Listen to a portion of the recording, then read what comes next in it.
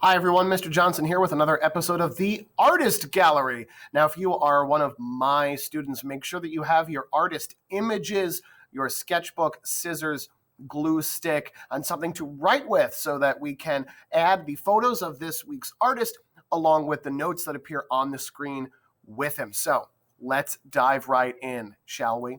This week's artist is a contemporary artist named Brent Estabrook. I'm going to shrink myself over here a little bit so we can see his work a little bit better.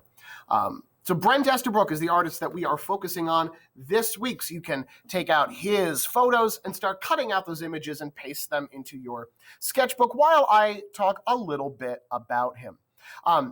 He is a really cool artist. He's only, in his mid-30s. I do follow him on Instagram. He's really active on social media. So if you enjoy his artwork, you can check him out online. He has tons and tons of really cool works that he's created. So let me tell you a little bit about him. Brent Estabrook was born July 11th, 1985 in Seattle, Washington. He received his Bachelor's of Fine Arts degree from the University of Arizona and then a doctorate of dental surgery from the University of Louisville. So he has a doctorate in dental surgery.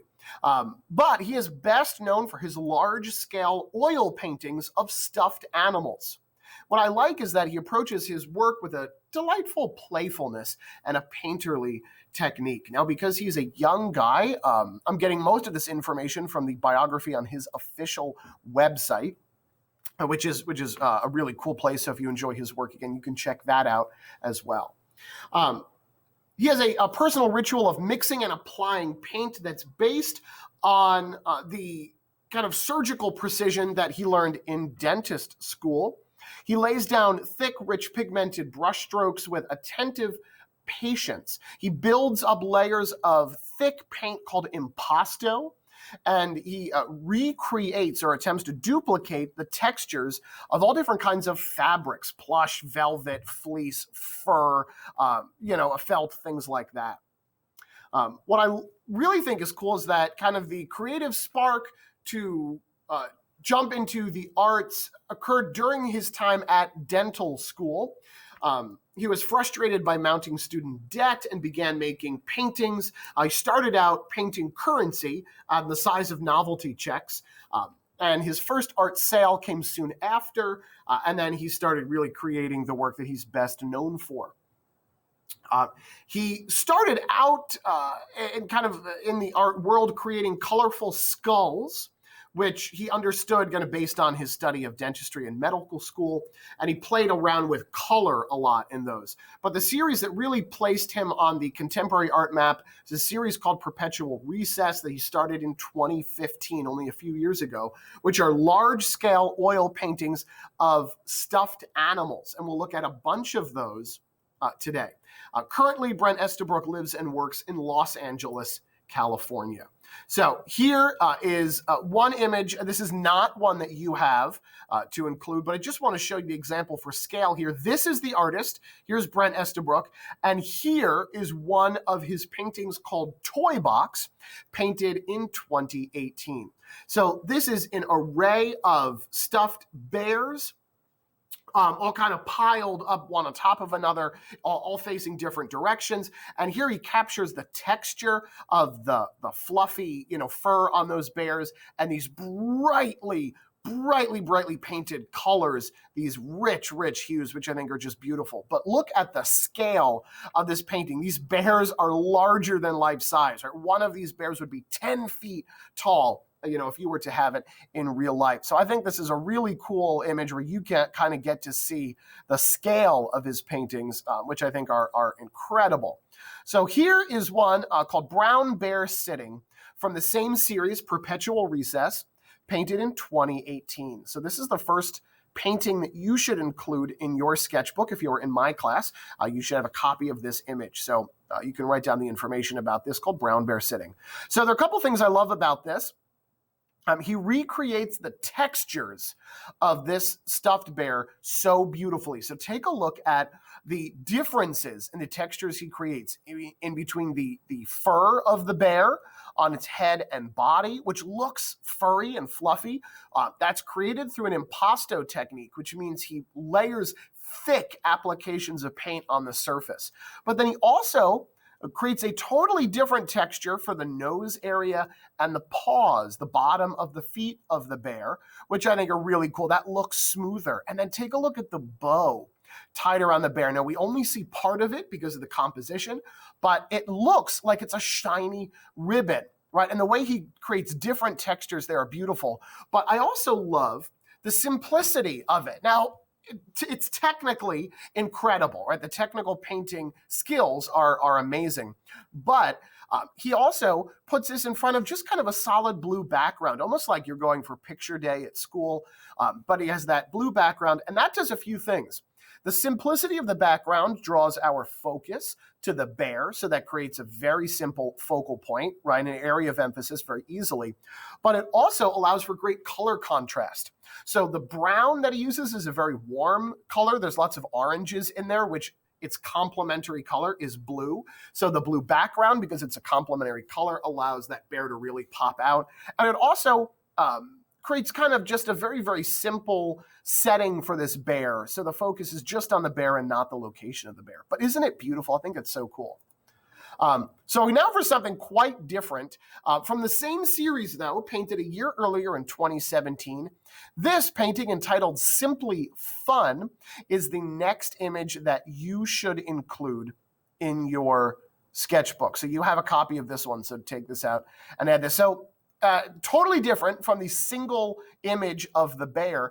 This painting is a cacophony of stuffed animals, all sorts of things from, there's, cows and elephants and dogs and dinosaurs and monkeys, all sorts of different creatures, tigers stuffed in there.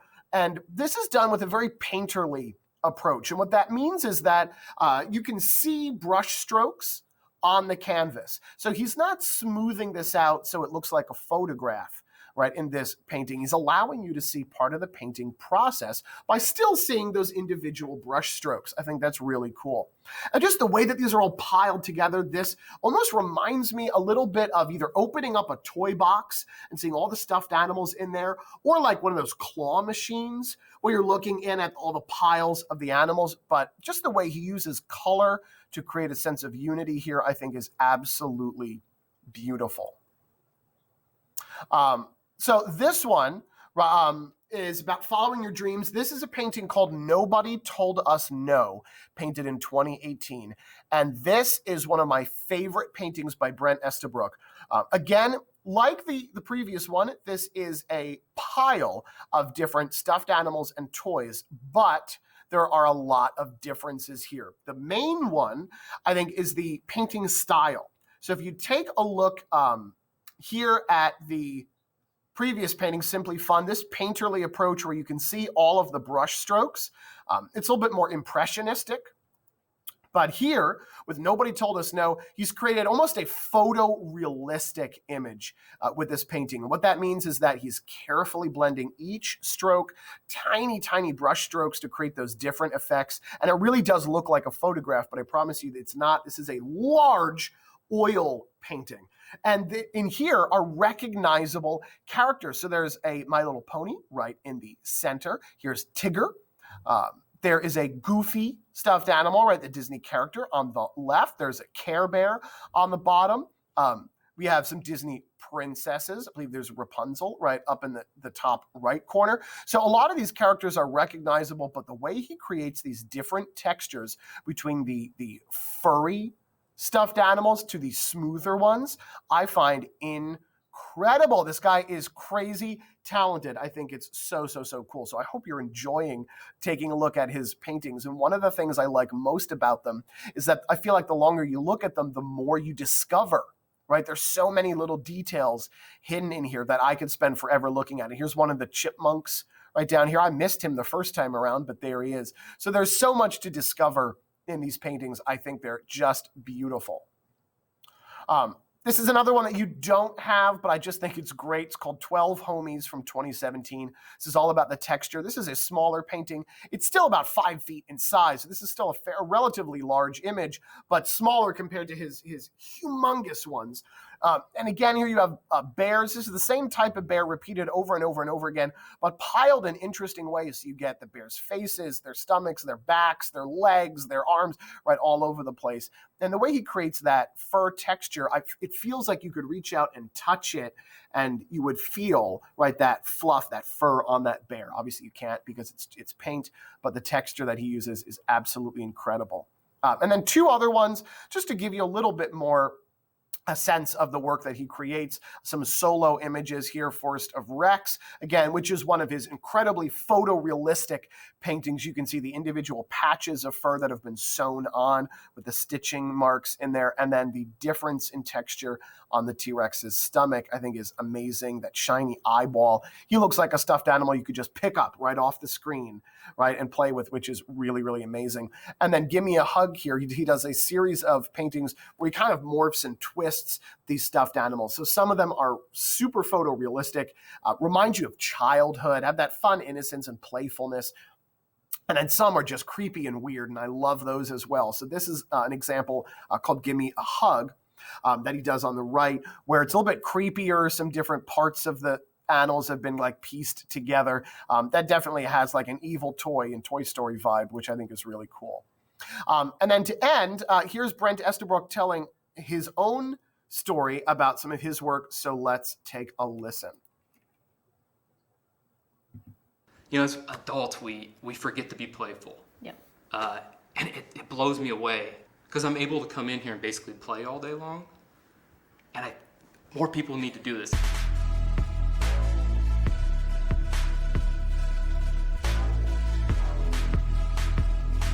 Let's talk about the journey from dental school to artist, because it's not the traditional one that most people think about. It's not a smart, not necessarily a smart path either, going through dental school and going into debt. How did that happen? I've always been kind of the art kid, so I was doing art all my life. I actually have a BS in Studio Arts from the University of Arizona, but even then, I still had the intention of going into dental school because at the time, dentistry was like this safe, comfortable career. Mm-hmm. And to be quite honest, I was kind of afraid to go into art. So through dental school, I kept painting. About 2 years in, a good friend of mine helped sell a piece for a substantial amount at the time. And after that, I was like, whoa, I could actually do this. Your art. Yes. We've got some stuffed animals behind us. There's some skulls around us. Those are 2 pretty polar opposite subject matter. What inspires your choices and the directions that you're going in with what you paint? Dentistry is 4 years of studying the head and neck. I know the skull like the back of my hand. Every muscle, nerve, nook, cranny, it's basically ingrained in my head now. Classical artists would use skulls in paintings to kind of remind, you know, everybody from a king to a peasant that in the end we all die. It's just impactful to me because we have this one life, and why spend this life doing something you don't really want to do when you could follow your passion? So it's somewhat of a reminder that people like, hey, you got one life, like live it to the fullest. And so there's actually kind of a close connection to the stuffed animals. You know when you're a kid, like if you told your parents like I want to be an astronaut or I want to be an artist, they're like, yeah, go for it. Like you could do anything you want. Sure. Society starts telling you like you got to go to school, you got to get a good job, you got to save for retirement, and we give up on like those dreams we had as a child. So it's really what the stuffed animals are about, are following your kind of unadulterated childhood dreams and passions. And people will find these stuffed animals that will remind them of their childhood, and that is perfect. That's exactly what I want. Through that, I can hopefully open up the conversation and try to inspire these people to follow their own dreams and passions. You know, as adults, we forget to be playful. Yep. And it blows me away because I'm able to come in here and basically play all day long. And more people need to do this. Maybe not do it as a career, but I mean, if you're a musician, go home and like strum your guitar every night or something like that. I feel like we're missing out on a lot of this, and I want to inspire people do it more. Do you think everybody has something in them, that creativity in them that they can release? Like a lot of people would say, I'm not creative. Is that true, or does everybody have it somewhere and they just need to find it? Yes, I do believe everybody has a creative side. Talking to people, I feel like a lot of people are just holding back and they're not willing to take that step to, maybe they do have some sort of artistic inclination towards painting or drawing. It's for some reason people just don't do it. They won't start. So again, it's another thing I try to like inspire people to do is like whatever that creative kind of passion is that you enjoy, like just start doing it. You will find something out of it, and it's very similar to any other skill. Like the more you do it, the better you're going to get at it. Is there a common denominator that you think all creative people have? Yes, I do. A love and passion for what they do. I think the greats, like, they're not doing it to make money. They do it because they love it. It's their favorite thing to do in the world. And I gotta imagine anybody else in the creative field that are doing it well are doing it because they love it, not because they're being forced to do it.